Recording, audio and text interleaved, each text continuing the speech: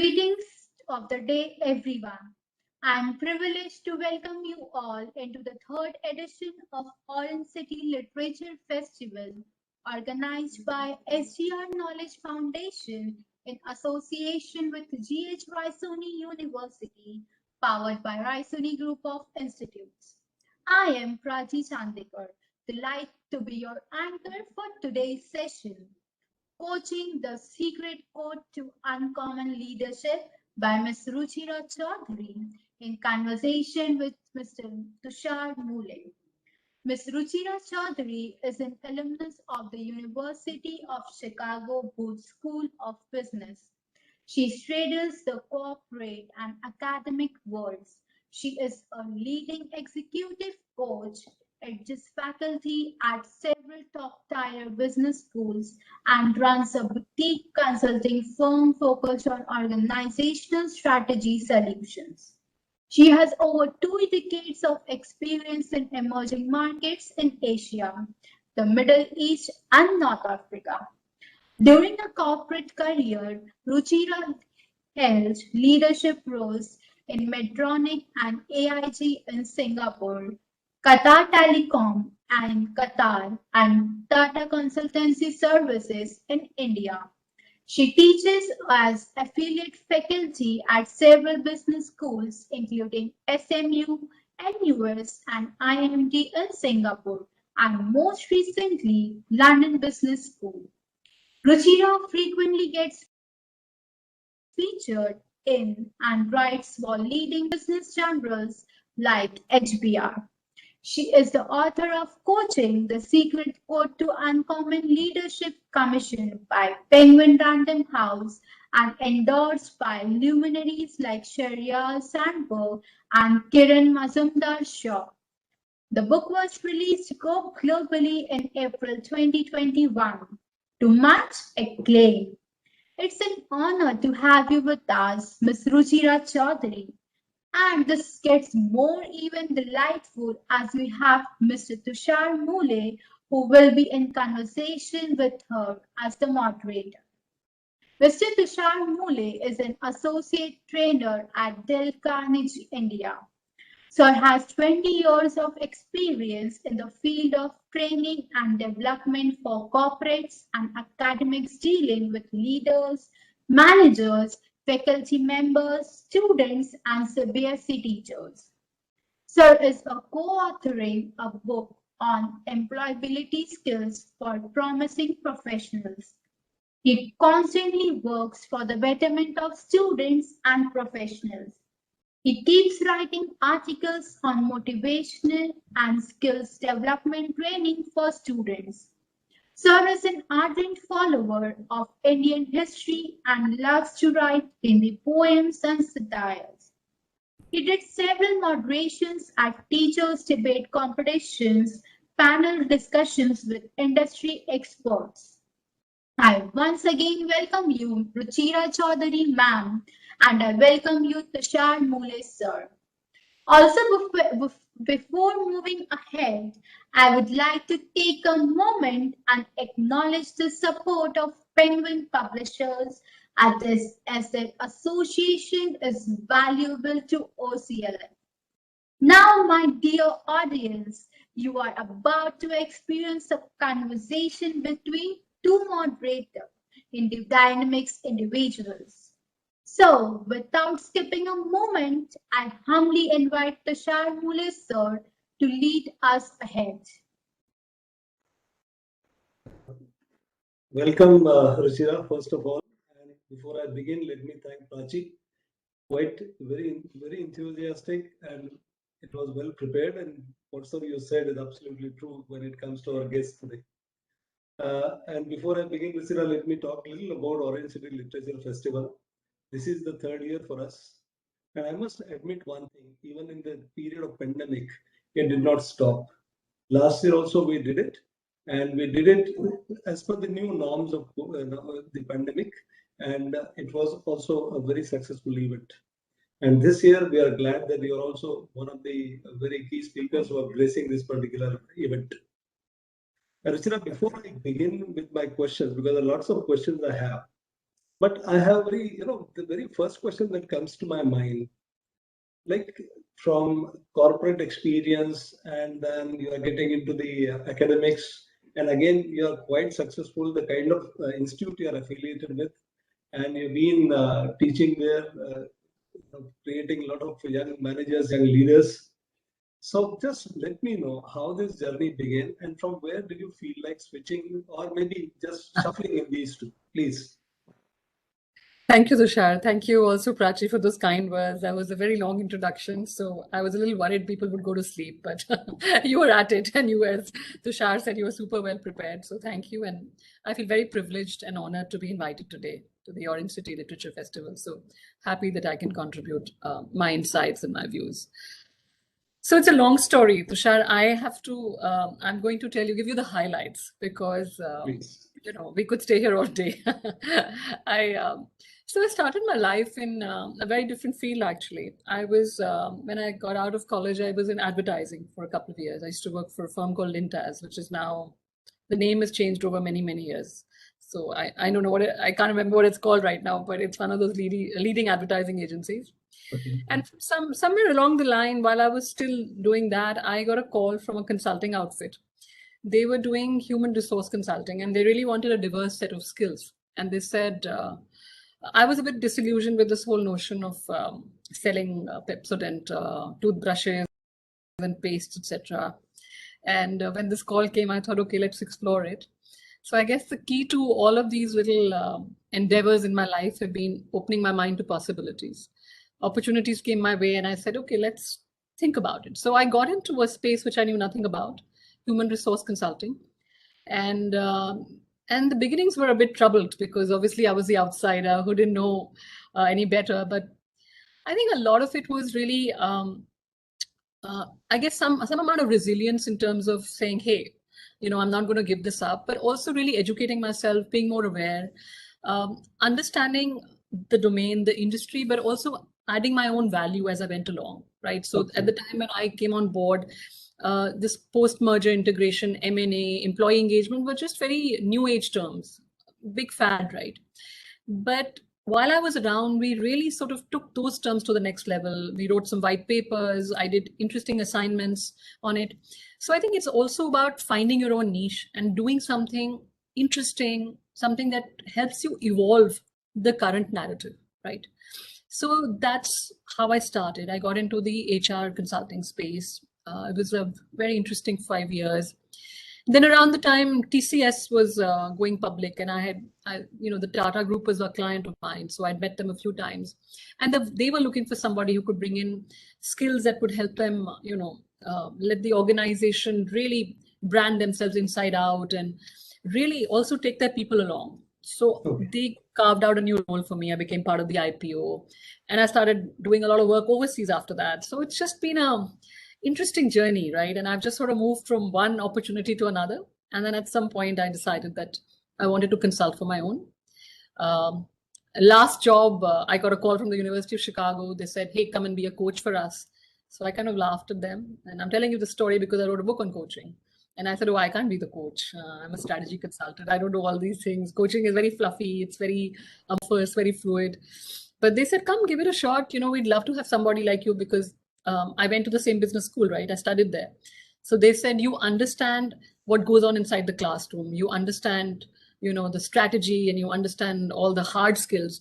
And somebody like you could seamlessly marry that with the softer aspects, right? That leaders truly lack. So it was an experiment in 2013. And I guess the experiment was successful. So I went on to teach many more classes on coaching and leadership, and eventually wrote a book that Penguin Random House commissioned last year. Okay, very interesting journey. In fact, and I must admire and appreciate one fact, that you kept on exploring yourself, you kept on finding out something new which was not very well known to you. You prepared yourself, as you rightly said, then finding the niche area, and then finally getting into the area probably which you are enjoying and doing and working here, right?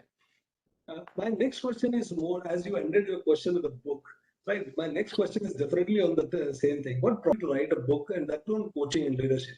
That's something which we wish to know. Yeah, that's why I knew we'd get into more details, so I wanted to stop short. So 2013, I was working for a large financial services organization.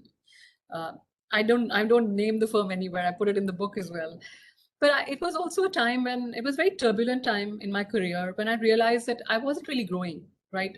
I didn't have any bosses or people who were adding value to me. In fact, there was complete lack of any kind of coaching or enablement. It was not a great place to be.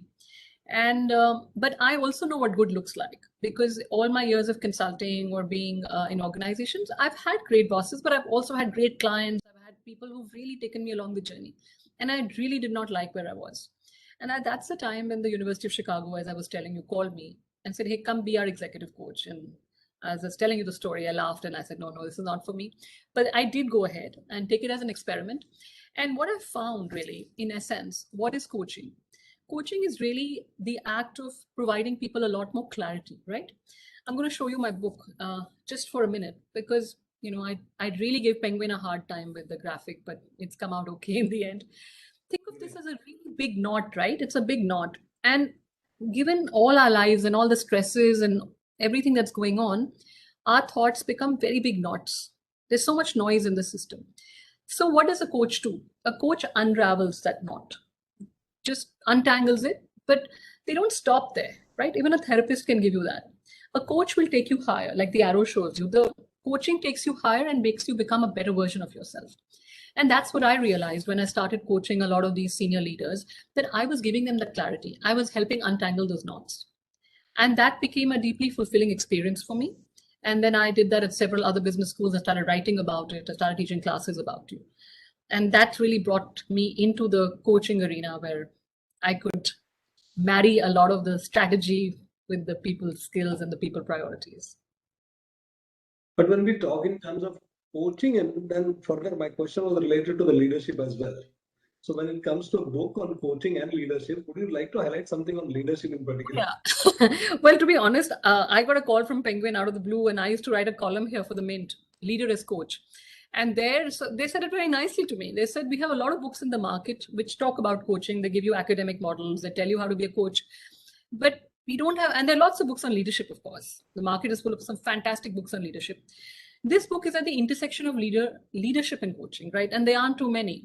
I've tried very hard to explore how you, the leader, can be that coach, right? Yes, external coaches are great, but every leader should be that coach that can take others along in the journey, that can enable people. And when you do that, you become an even better leader. That's what the book is all about. That it's about uncommon leadership. It's about making others successful while you make yourself successful. That is the whole premise of the book, and that's really, I think, got a lot of visibility and fame. I got very fortunate to have some very senior leaders, some luminaries across the globe really appreciating it. And this sentiment, I think, has also been very high because during the pandemic, we all know that every leader has had to step up to be that coach, to motivate people, to inspire them, to take them along. So I think it came out at a good time. It had all the right sort of trappings, and I feel a lot of people resonate with it, regardless of whether they're in the corporate world or they're entrepreneurs or even students for that matter. How did you arrive at the title? Because it's quite a fascinating title, very interesting one actually. And yeah, a lot of people laugh. Yeah, actually, this is something which when I read for the first time, I felt like. So what is that secret code you would like to share with us? Yes, that's interesting. It's a secret code, but it's in plain sight, right? Uncommon leadership is the act of making others successful while you build your empires and while you build yourself, right? And these people understand that it's not about just those billions or the numbers, but it's also about growing people. And these uncommon leaders do this through coaching, right? Coaching is that secret code that unlocks this uncommon leadership. And what is coaching? It's the act of enabling others through a series of non-directive conversations. And these conversations are really about maximizing current potential and performance as well. Now, a lot of people say, what's the secret in it? You talked about coaching. But that's in the irony, right? We know that coaching is good. We know that coaching is the single most important factor that makes that makes an employee productive and more engaged. Yet, in survey after survey, you'll find that most managers don't coach. And those that do actually are pretty bad coaches.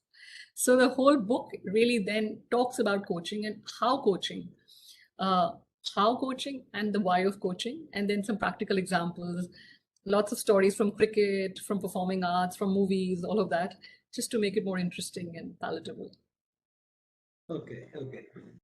Just one more question related to coaching. When we are talking about the corporate coaches, or you joined as an executive coach, when I compare it to that of the sports coaches, maybe a shorter version of games, maybe a football coach, maybe Yes. behind the scene, there's a lot of hard work that goes on. We see the coach only on sidelines, but that doesn't mean that his job is only to stand there. So how it differentiates when it comes to a corporate coach, as you already been performing that particular role, and the coaches in the sport arena? Maybe you can just tell us the difference and the ways they work. Yeah, so I think you're absolutely right. The principle is the same. In fact, the word coaching, when it came about in the 1950s, it was very interesting, the history. It's from a village in Hungary. Okay. Like the village of Cox, actually. So it was a carriage that they use in the British times. You must have seen those old-fashioned things. It's about taking somebody from one place to another. And then post the 70s and 80s, we started using it in modern day terminology, but for sports, right? Sports coaches, cricket coaches, and football coaches, etc. And then it came to the corporate world much later. But the premise is the same, right? You take people from one place to another. You take them from where they are today and make them more capable, right? Now, the key difference is when we talk about the corporate world, we're talking about giving someone more skills, more capability, a lot more clarity, and a lot of self-awareness. In case of a sports coach, there are two types. You could have the leader as a coach who's with you on the field, like in case of cricket, but there's also that coach who's off the field, right? Who's watching you from the sidelines and encouraging you and doing all of those things. In some ways, that's the external coach for us. Like football is an interesting example because actually it's the manager who really takes on the man. Because the leader, the captain, is on the field and he's also playing as much as you are, so he can't give you real-time feedback. But it's your manager who's standing there on the sideline and screaming and shouting and telling you, do this better, do that faster. So there are those nuances in terms of the kind of sport you play and the corporate world.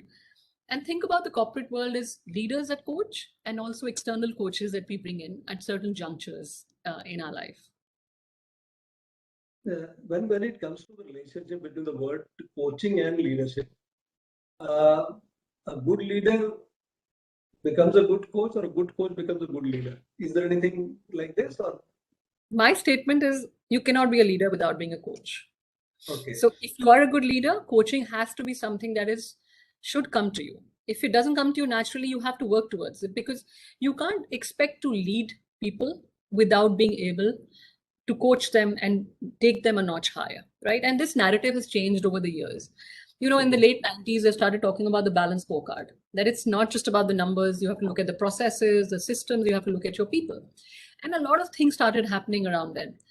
Before World War II, our businesses were a little more self-contained, right? In one country, you had manufacturing, sales, etc. After World War II, what happened was that you got a little bit of overseas marketing. You had you have some alliances. But now our world is so complicated, so complex, so networked. No leader can have all the answers. And unless a leader really leverages the intelligence of their people, really asks people how it's going, takes their opinion, coaches them, makes them more capable, that leader cannot lead. You cannot take that command and control style of the past. Today's world is all about collaboration. It's about moving from a world where you tell people what to do. Now you ask them what to do. That's what coaching is. It's asking, not telling. And I think back to what I said earlier, you cannot be a good leader without being a good coach. Well said, absolutely well said. So this secret code, when we're talking in terms of secret code, because I'm expecting some more inputs from you when it comes to the secret code. Would you like to? So what is coaching? Let's talk about coaching a little bit, right? The secret. Coaching is this act of enablement, this act of taking people higher. But what do you do when you coach somebody? A lot of people ask me this question, and as I was starting to write the book, I was actually, to be honest, a little bit confused myself, because I went to a lot of websites, right? ICF, this, that, and they say very big words. Helps you unleash potential, untapped reservoirs, something about ROI. But what does coaching do? What does the secret do for you? And that's the key we need to understand. When you coach people as a leader or otherwise, you do 4 things for them, right? First and foremost, you give them clarity. Like we talked about, untangling those knots. You form those knots form patterns, and then someone can see a little bit more clearly. This is one option, that's another option. So people take the decision themselves, but we give them the clarity. The second one is capability. Capability is not just about building new skills, it's also about creating safe spaces for people where they can be themselves, where they can create, they can innovate, where they have no fear of being judged or penalized. That's what a good leader coach does. A good leader coach will really help you untap those reservoirs of creativity. Basically, it's not like saying, hey, Ruchira has been so good, she's such a great professor, you have to teach exactly like Ruchira, right? When you coach, you let people find their own individual style. You ask them those questions so they can figure it out, right? So that's capability. And the third one, which we talk a lot about these days, is consciousness, right? Consciousness is another word for self-awareness. A good leader is a self-aware leader. He or she knows that, hey, I'm not perfect. There are things that I do well, but there are lots that I really could do better. And these leaders are not afraid to ask for feedback. And coaching gives you a lot of that not just the clarity, but also the consciousness, self-awareness. And the last piece, which I use a lot, especially in the context of women leaders, is confidence. You see, sometimes we know we are good. We know that we know our stuff, we are competent, we've got, we've been there, done it. But we lose the confidence. We lose confidence in front of the camera. We know we are good, but we don't apply for jobs because we're scared. What if it doesn't work out? We don't participate in competitions.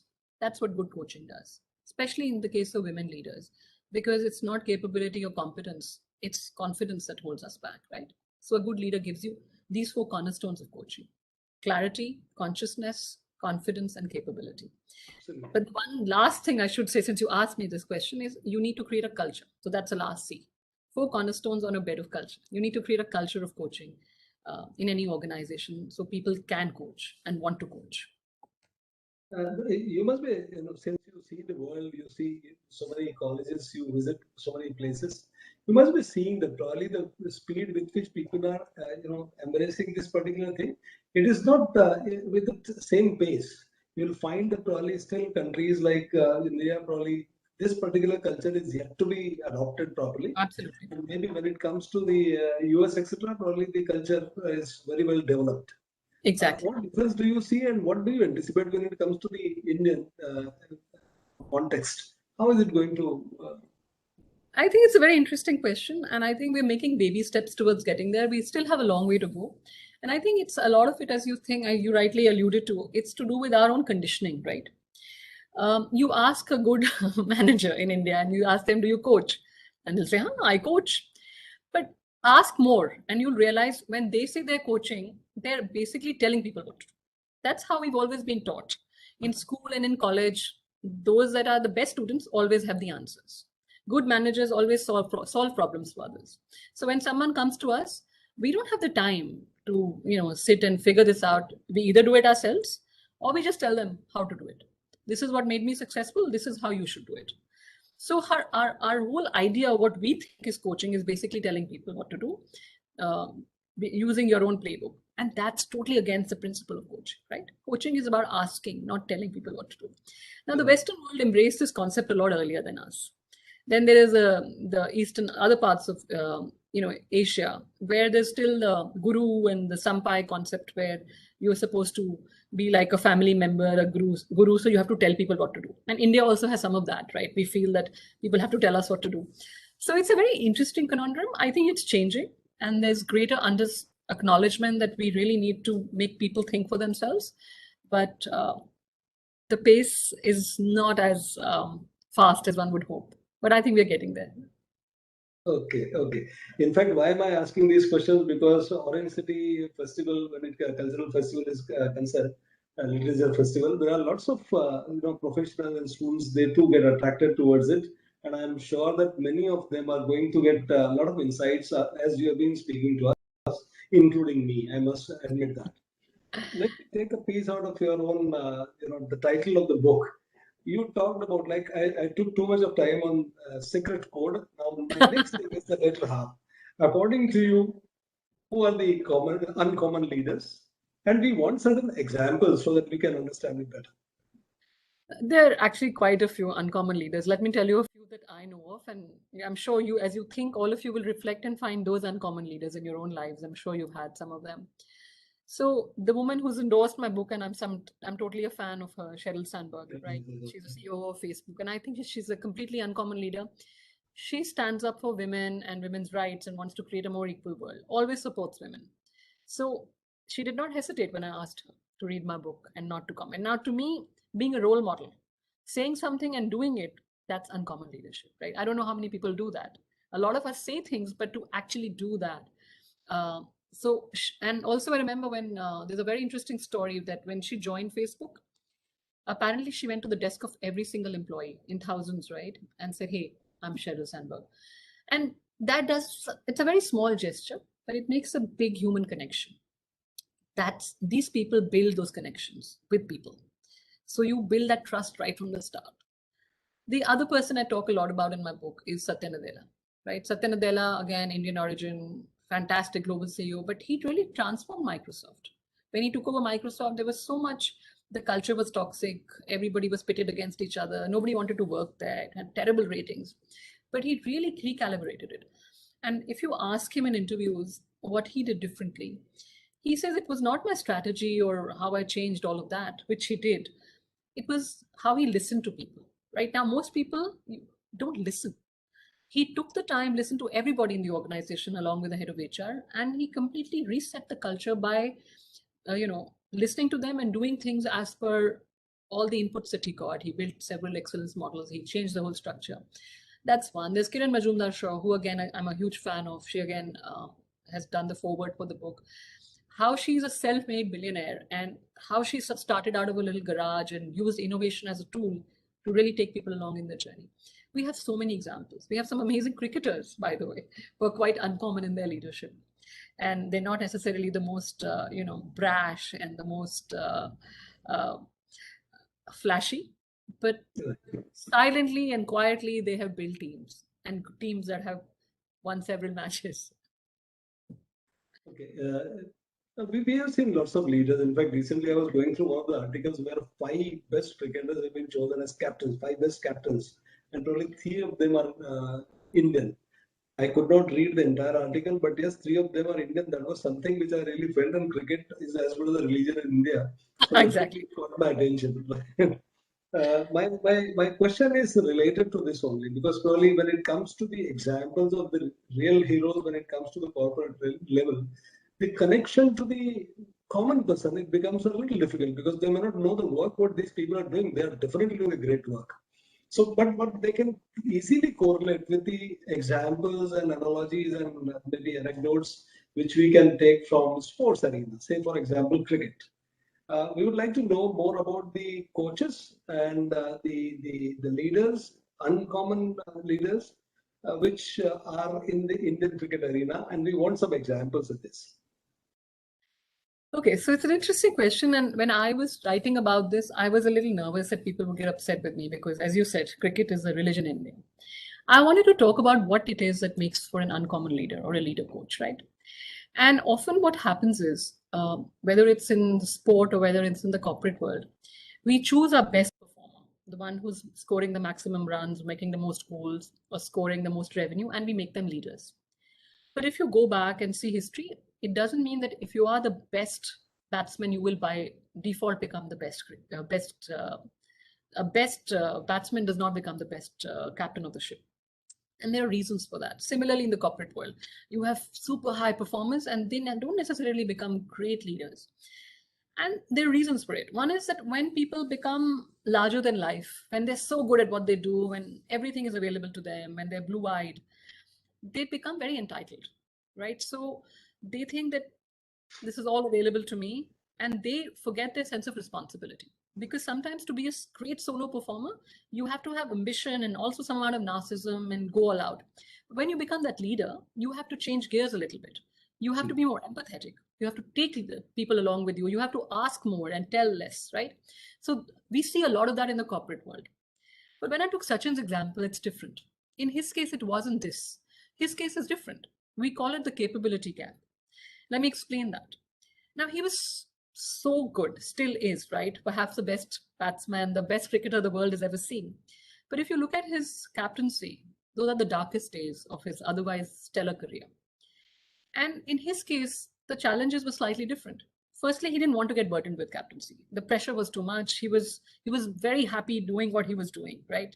He was doing so well. And then we said, no, he's so good, we have to make him the captain, right?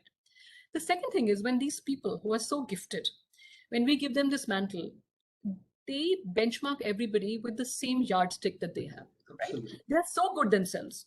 They're so brilliant. They can't understand when someone can't get do a shot in a certain way and why you dropped a catch, because for them this is a capability gap and they can't bridge it because they've always done everything intuitively. They've been so good, so they find it very hard to coach others, and that is the problem. It's not that in every case people are entitled, but in some cases it just doesn't work out. So we have to really nurture people, and even when we make Sachin a captain, we need to nurture him and coach him so he can coach others. We don't do that. We just assume that, oh, best performer, let's make the best performer the leader, and we don't coach them, so they in turn can't coach others, right? We have to really think harder about how we build the leaders of tomorrow. Right. In case of Sachin Tendulkar, on one hand, Matthew Evans says that who says you have not seen the God? He plays for India on number 3. That's a statement that Matthew Evans made for Sachin Tendulkar. On the other hand, I still remember, because I've been an ardent fan of Tendulkar. I've seen during his captaincy days standing in the slip squadron with his Panama cap and nail-biting gestures are very commonly seen, a very common sign of nervousness that could be seen. So probably a god of cricket, but when it came to the other capabilities, as you rightly said, probably this was something which was becoming very difficult for him to handle. And that must have made some impact onto his own performance as a natural player. He must have worked hard for this, no doubt about it. But what his role was, somewhere it was getting a hit. So probably, yes, absolutely right. Because managers, at times when managers are promoted out of their performances without seeing the entire personality of the manager in terms of coaching and the other areas. So sometimes the commands are very simple. I can do it, so you should do it, kind of thing. And Yeah. that's what I call as an intuitive people. They feel that if I can do it, this is you follow the same way, and you will be able to do it. Exactly, absolutely. Right. So when it comes to, say, Mahendra Singh Dhoni, for example, he does not hold the record as Tendulkar has in terms of individual, as an individual. He doesn't, as far as batting is concerned or wicket keeping is concerned. Record-wise, he might not be having very big records as many has, but as a captain, he changed the picture when it comes to it. Absolutely. So, the way See, you've not read my book entirely, but you know that what I've written in the book. And I'm quite curious to read it further, to be very honest. Now taking example of Tendulkar only, because there are many people, they do cite and they tell about the stories about how Tendulkar's one statement or how Dravid's one statement made them to change the stance and change things the way they were looking at it. What do you say? Is it coaching or mentorship? I think in his case, it's mentorship. We worship him, right? He's the darling of millions, and why not? We're so proud of him. But coaching needs slightly a different mindset. Coaching is really about helping people move, as I said earlier, from where they are to a higher plane. And that's hard work. And to be fair, we put that pressure on him. Why can't we just let people do what they thrive at, right? Even in organizations, when somebody is a great solo performer, can't we find ways to elevate them without giving them those titles and people? The trouble is, in society, we have such a narrow sort of a dimension. We think growth is vertical, and growth is equal to an enhanced title and more people. So it's a mindset that we have to get over it. He can give people advice. He's been there, done it, he's seen it, and a lot of people look up to him as a mentor, but perhaps not a coach, because a leader coach needs to have many more things: inspiration, motivation, constantly figuring out how to take somebody from point A to point B, how to build their capability. It calls for a different mindset as well, right? Which, as you rightly said, Dhoni had. Very calm, very even keeled, very unassuming at the back. So, different strokes for different folks, and we have to appreciate people for what they bring to the table. And still, my one part of the question still needs to be answered, which I would like to remind that I said that coaching and mentoring. Yes, it's a very good question, and I get asked that question, so worthwhile talking given the audience that you have today. We use the term mentor and coach interchangeably, but actually there is a stark difference. And it's not to say that one is better than the other. I think they both have their place in our lives, and we should cultivate both types. A mentor gives you advice, it's prescriptive in nature. Typically, mentors are older, they're senior, they have been there, they've done it, they've been very successful, and they know you. They know you well, they care for you, and they could come from anywhere. They could be your ex boss, ex client, could be a family friend, an uncle, right? So they're giving you advice. So, this is how I did it. I think this is how you should do it. And you really trust them and you trust the opinion that they give you. So, think of a mentor as someone who's watching your life from the balcony, right? And giving you that advice. Now, a coach is different. A coach is not telling you what to do, a coach is asking you. And a coach is typically in your current work ecosystem. Ideally, your manager, your boss, the boss's boss, colleague. But these people know the current work that you're doing. So they can give you real time feedback, right? Mentor watches you from the balcony, coach is with you on the dance floor, right? They get their hands dirty, they roll up their sleeves, they tell you, hey, Ruchira, you could have done this better. I loved your presentation, but maybe you could engage somebody better. It's that kind of banter, it's that kind of conversation. These relationships are usually short term, but they're very focused specifically on your work arena. And it's all about asking and not telling anybody what to do. Right. So can coach be a mentor? Yes, absolutely. You can wear different hats at different times. Why not? For different people as well, right? You can also introduce a third category, which I talk about in the book, a sponsor. A coach asks you questions, a mentor tells you, and the sponsor opens doors for you. Sponsors are people who are very influential, they're very senior, and they can pick up the phone and say, hey, can you get Prachi an interview? Can she become the head of the Orangecity Festival next Literature Fest next year? Right? Because she has so much capability. Year on year, she's been anchoring it. So they can put in a word for you. But that's the kind of sponsor we want. We want mentors not to just give us advice, but to go the extra leg. So I tell everybody, create a board of advisors. Make sure you have coaches. Make sure you have mentors, but also get sponsors. Absolutely. Probably that's where the actual performance, the outcome can be seen, experienced. Right. Exactly. Very well said. In the initial remark, I remember you talked about the pandemic. You talked about the need of the coaches and how are they very important in the current circumstances. Would you like to elaborate a few more things on that? Yeah, so coaching has always been important, but I think it's become center stage now because our world is so turbulent right now, right? There's been so much uncertainty. The whole pandemic has been so open-ended. We very quickly or very swiftly pivoted to work from home. And a good manager and a good leader has to understand that everybody's reality is not the same, right? There's a very beautiful poem. We're not in the same boat. We're in the same storm. What I mean by that is some of us have very spotty Wi-Fi. Some of us have, we have big houses and some of us don't. Our spaces are different. Some of us have young children who are crying in the background. Those were barking dogs, like mine is mostly barking, but not right now, fortunately. But all of those things happen. And we have to appreciate people's reality. We can't just say, hey, get onto a Zoom call every half an hour. That's what good leadership is. And that's also coaching. When you see somebody on a screen and who's not participating in a meeting or not being themselves, you send them a WhatsApp message and say, do check in on them, right? That's also coaching. When you appreciate them for what they bring to the table, when they understand their personal situation, when you ensure that you keep those interpersonal connections alive, yet you give them flexibility, that's coaching, right? And more than ever, people have begun to appreciate the value of a leader that understands, that is empathetic, that builds trust, that trusts you to do the job, right? And is also very resilient in the face of all this and gives you encouragement and motivation at all times. Right.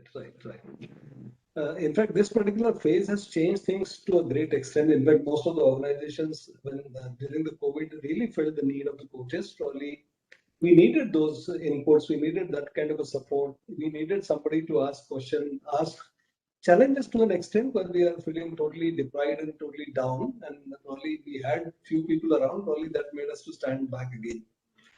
In fact, one of the most important factor which I can talk to you about you yourself, and another thing is the chapter which you solely separate, chapter you kept on enabling women leader. So, do we need to coach the women differently, or shouldn't have that kind of a bias anywhere? No, I think it's a great question. I think I alluded to that a little bit when I was explaining those 4 cornerstones of coaching: clarity, consciousness, capability, and confidence. I mentioned that in the passing. I say that obviously the destination is the same. Men, women, both. When you coach them, you have to make them better than they are today. You have to make them better versions of themselves. But when it comes to women, I keep telling all the leader coaches, please really focus on the confidence factor a little bit more. Because despite all the success, despite all the achievements, research is telling us that women tend to undermine their own achievements. When they get fantastic job offers, when they get great roles, the first reaction they have is, oh, did it happen accidentally?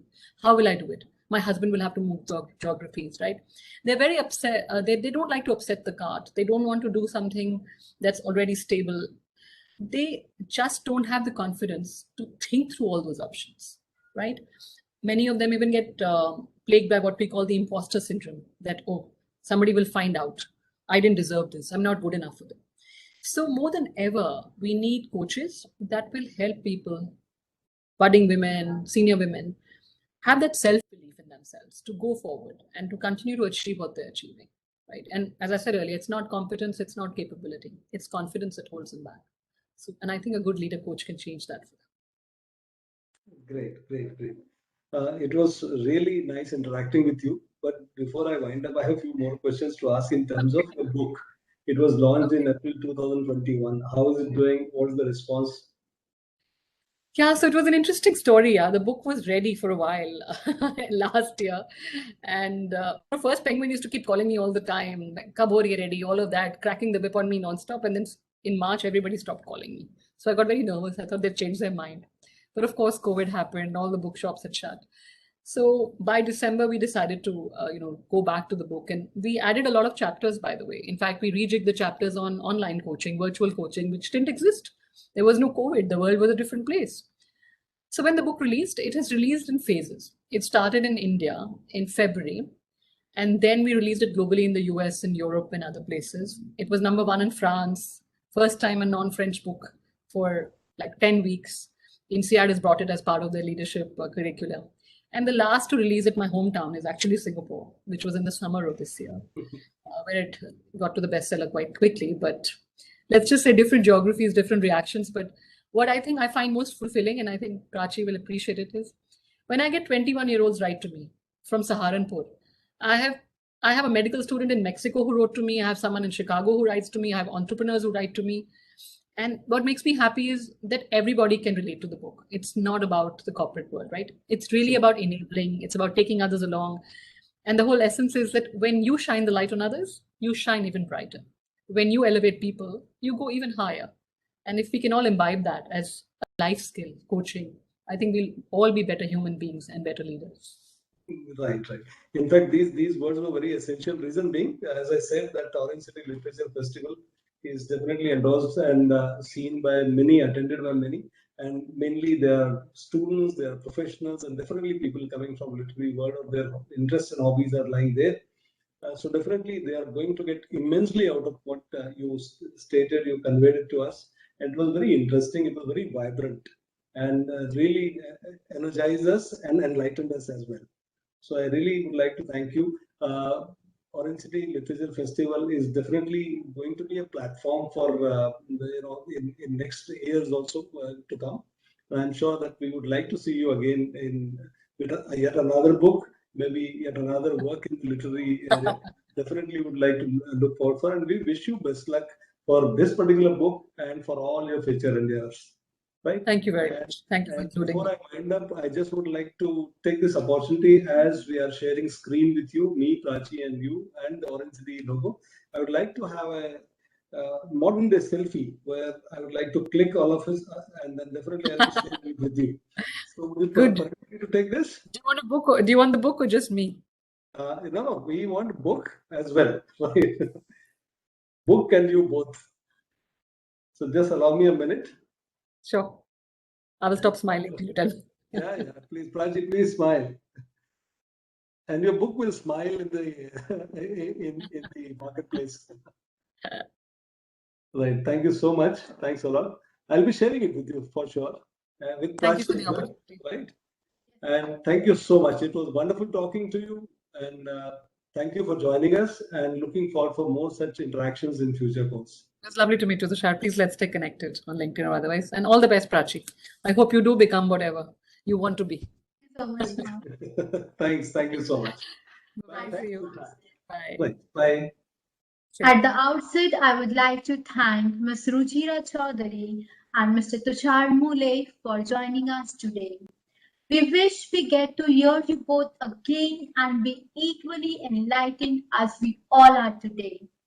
And for my dear massive audience, I am sure that after witnessing this conversation, you all are taking home an enriched version of yourself, just as I will. Thank you for joining us today. Until I see you again, this is Prachi Chandekar signing off. Thank you so much. Thanks, Prachi. Thank you. Bye. Thank you, See Ruchira. you. Thanks a lot. Bye. Thank you so much. Bye.